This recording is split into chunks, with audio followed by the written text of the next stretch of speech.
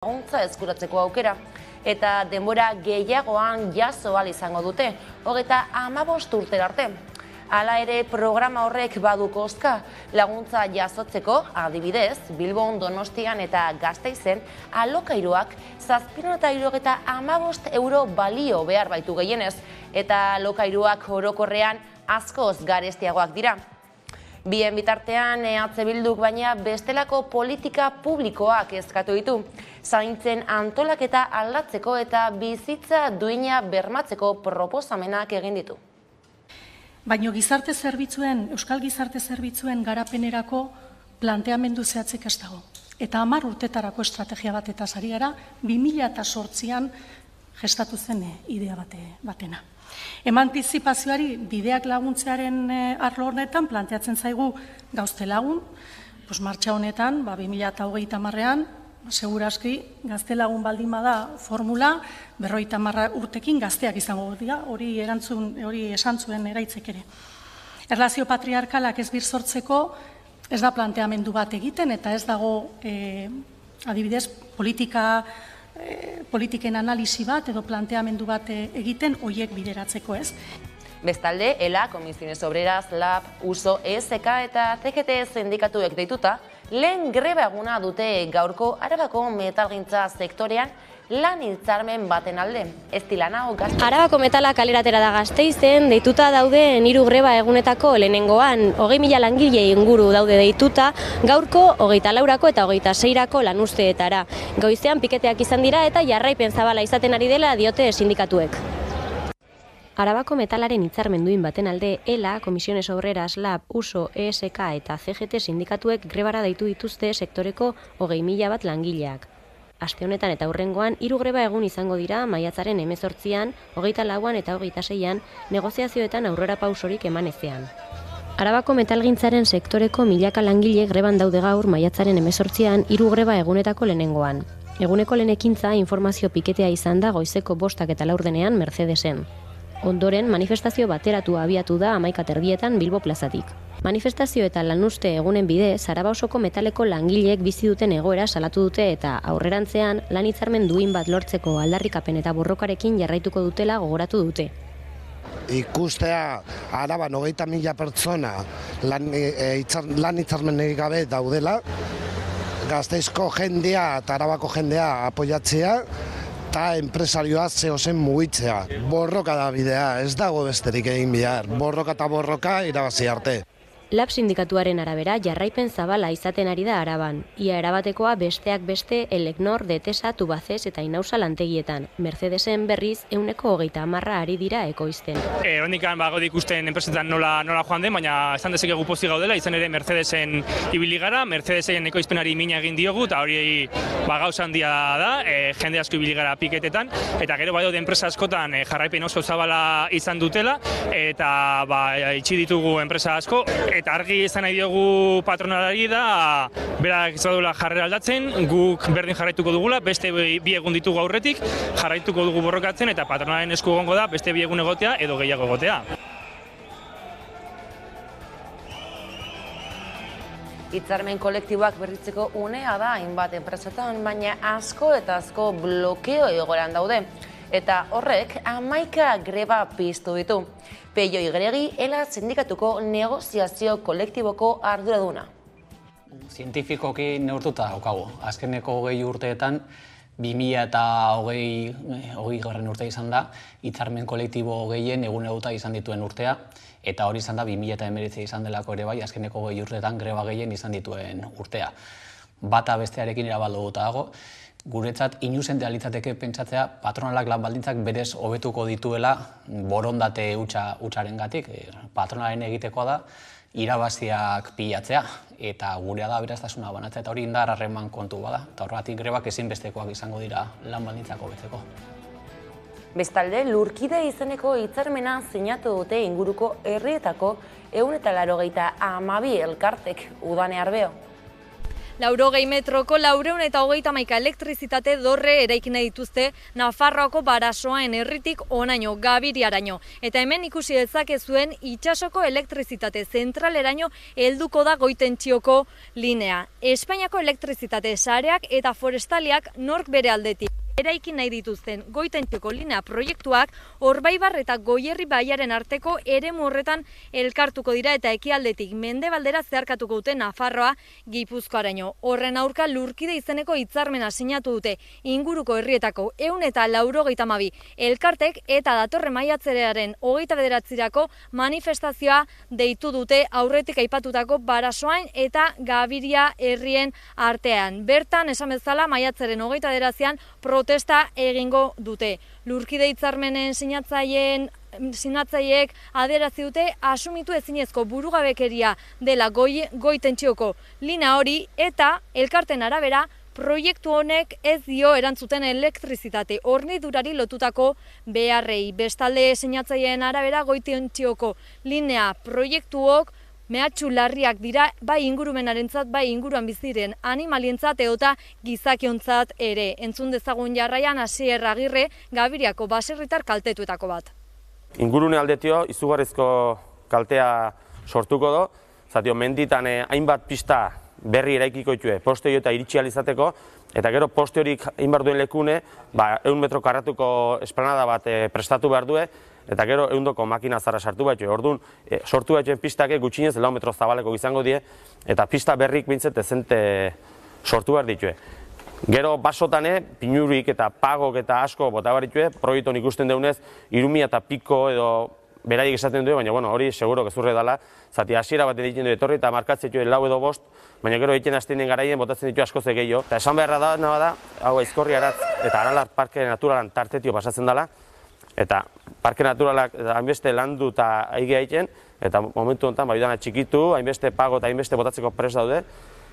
Gero osasunen dare honek kalte nabarmena die, zati Europatik aholkatzen du bintzet kilovatio bakoitzeko metro bateko distantzio mardola, etxeta, o herrita, bizka gehiago, baina etxe baitza. Eta hemen kasu askotan, zerainen badago baserri bat, 80 metrotak gehitzen dana, mution 120 bai, hemen 200 azpiti badago Gabirine bakarren bat, esan behar dugu, Nafarroan beste herri baten 40 metrotara gelditzen dela. Osasun aldetio eraik esaten duela ez daukela kalteik, zu momentu batean azpiti pasatzen mazea, baina bertan egoten mazea, egun guztin, hori kaltek nabarmenak eta nahiko demostrata dare. Beste gai batzui helduta berriz, Espainiako Kongresuak ikusentzunezko lege berriaren eztabaidari ekingo dio bihar. Bada, eztabaidaren atarian, legeak bere egin behar dituen ardatz nagusiak proposatu dituzte hainbat euskal eragilek. Euskararen etorkizunean eragin handia izango duen ikusentzunezkoen legeaz. Ari gara, azken hilabeteotan hainbat ekimen eta lanbide bideratu dira.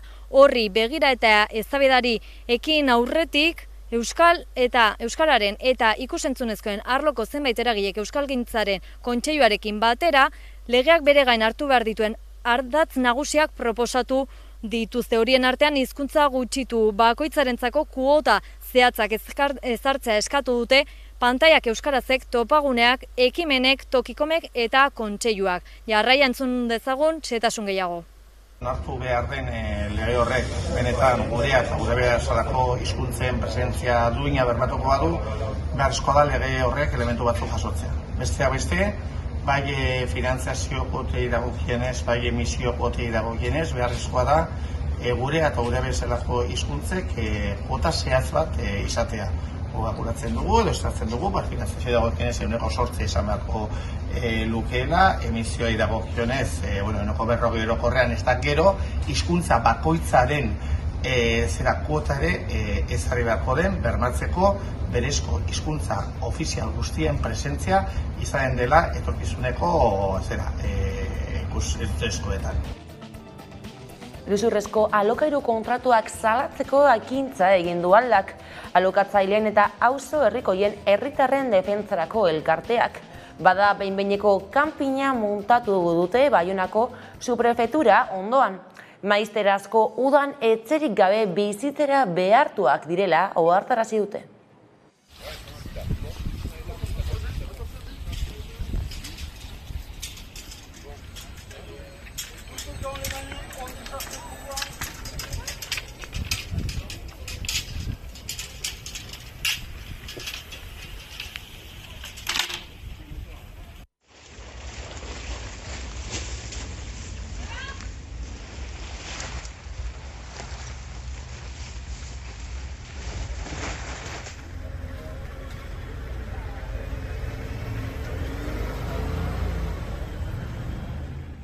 zailtasunak dituzten gero eta alokatzaile gehiagoren deiak jasotzen dituela eta aldak egunero alokatze kontratu iruzurtien praktika masibo bat ikusten du.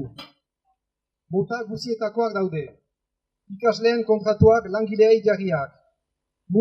Mugikortasuneko kontratu faltsuak.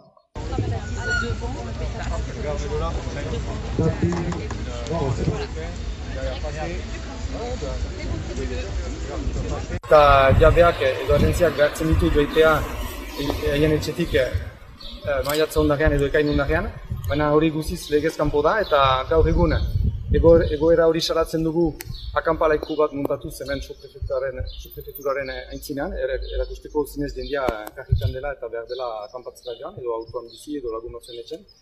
Eta gutun hori pausatuz, itzordu bat eskatzen diogu departamentuko prefetari egoera horren aurkezteko eta gali egiteko estaduak neurriak hartzea horren geldiarazteko.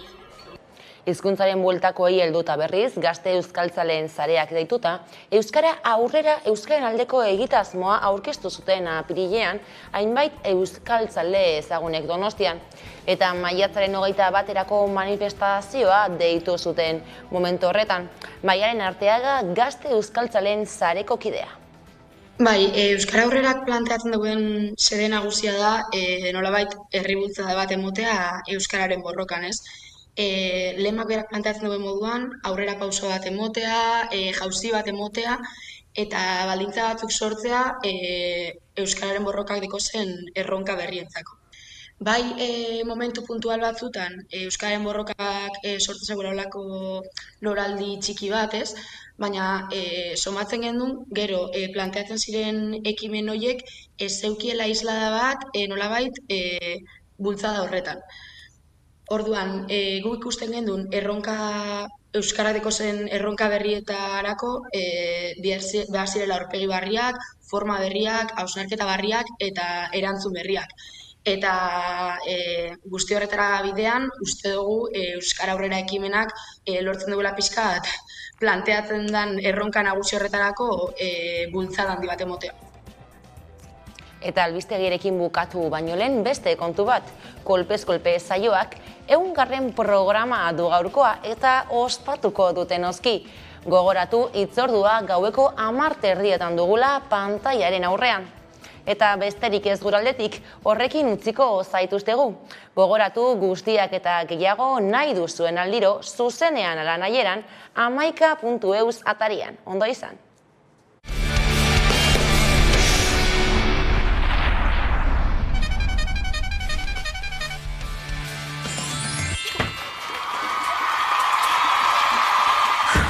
Jode, neskak gero eta zailagoa da kaletik ibiltzea.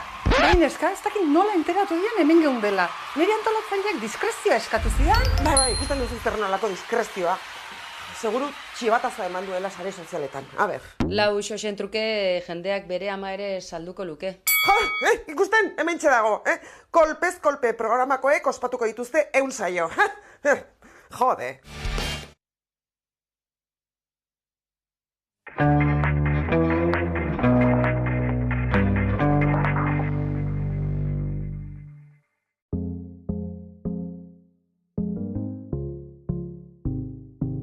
Bueno, Askapena Euskal Herriko erakunde internazionalista da eta 80. hamarkada bukaeran sortu zen, orduan aurten ja 35 urte ospatzen du Askapena sortu zela, ez?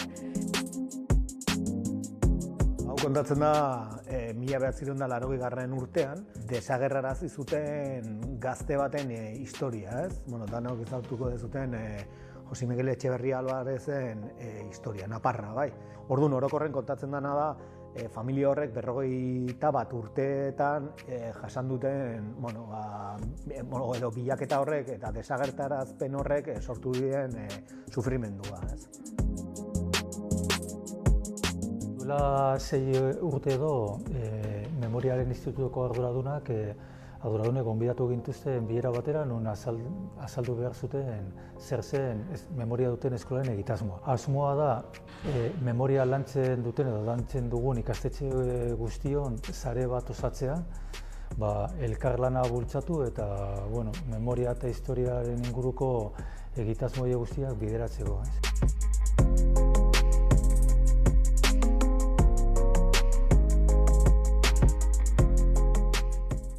eta egunero legez, eguneko elkarrizketari atea irekiko diogu. Horretarako gaurkoan gurekin dakagu Peio Igeregi, Ela Sindikatuko hitzarmen kolektiboko arduraduna, eguerdion, eta ongetorria Hamaika telebistara. Esker asko. Hitzarmen kolektibo ez hitz egiten hastiko gara, izan ere hainbat eta hainbat berritzeke daude Euskal Autonomia Erkidegoan, baina horiek gehienak blokeatuta daudela salatu duzue, beraz greba da, horiek desblokeatzeko bide bakarra? Zientifikoki neurtuta daukagu. Azkeneko 20 urteetan, 2020 urtea izan da, hitzarmen kolektibo gehien eguneguta izan dituen urtea, eta hori izan da 2019 izan delako ere bai, azkeneko 20 urteetan greba gehien izan dituen urtea. Bata bestearekin erabalduta dago, guretzat inuzente alitzateke pentsatzea patronalak lan baldintzak berez hobetuko dituela borondate hutsarengatik. Patronalen egitekoa da irabaziak pilatzea eta gurea da aberastasuna banatzea, eta hori indar harreman kontu bada, eta horregatik grebak ezinbestekoak izango dira lan baldintzak hobetzeko. Azken aldean, hain zuzen, hainbat greba eta lan gatazka piztu dira sektore eta enpresa desberdinetan, lan hitzarmen horiek berritzeko eskatzeko, esaterako gaurkoan Arabako metalgintza, baita ere Bizkaiko erresidentziak ere ari dira borrokan, hitzarmen berri hori lortzeko bidean, baina lorpenik ere izan da azken aldean, ezta? Bai, zorionez, pandemia bukatuta, pandemiak sortutako soka pasatuta, mobilizazioak eta grebak badaude, eta batetik hitzarmen batzu desblokeatzeko aukera ikusten dugu mobilizazioei esker, eta beste batzuetan autoeskolotan adibidez azken aldian, edo Guggenheimeko garbikuntzan, egunero hainbat enpresatan, hitzarmenak eguneratzen eta sinatzen ari gara, eta gure ustez erabat lotuta dago aurretik esandakoarekin, greba kopurua hasi izanarekin, eta horrek esperantza ematen digu, ikusita Arabako metalean gaur greban gaude, Bizkaiko metalean greba egiteko asmoa badaukagu, Bizkaiko merkataritza greban dago, Gipuzkoako merkataritza ere hemendik gutxira greban egotea espero dugu, Bizkaiko garbikuntza greban dago, mobilizazio asko daude, enpresa askotan ere grebak badaude deituta, eta